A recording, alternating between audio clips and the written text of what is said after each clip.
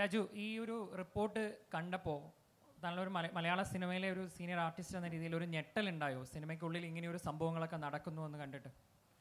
ഞാൻ എന്തിനാണ് ഞെട്ടുന്നത്? ഹേമ കമ്മീഷനുമായിട്ട് ആദ്യം സംസാരിച്ച ആൾക്കാരിൽ ഒരാളാണ്. ഈ റിപ്പോർട്ട് സമർപ്പിക്കപ്പെടുന്നത് സിനിമാ മേഖലയിൽ സ്ത്രീകൾ നേരിടുന്ന പ്രശ്നങ്ങളെക്കുറിച്ച് സമഗ്രമായ ഒരു പഠനം നടത്തുവാനും അതിനെ തുടർന്ന് എങ്ങനെ ഒരു സേഫ് വർക്ക് സ്പേസ് ക്രിയേറ്റ് ചെയ്യാൻ സാധിക്കും എന്നുള്ളതിനെക്കുറിച്ച് ചിന്തിക്കാനും വേണ്ടിയാണ്.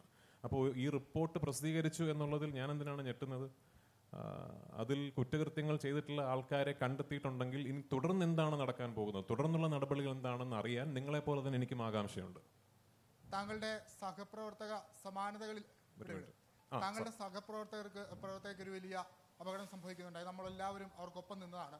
അന്ന് താങ്കൾ പ്രതിദാനം ചെയ്യുന്ന സംഘടനയായ അമ്മ അന്ന് വലിയ വിപ്ലവകരമായ തീരുമാനങ്ങൾ എടുക്കും എന്നെല്ലാം പറഞ്ഞിരുന്നു. പക്ഷെ പിന്നീട് അതിൽ കാര്യമായ ഫോളോ അപ്പുകൾ ഉണ്ടായില്ല.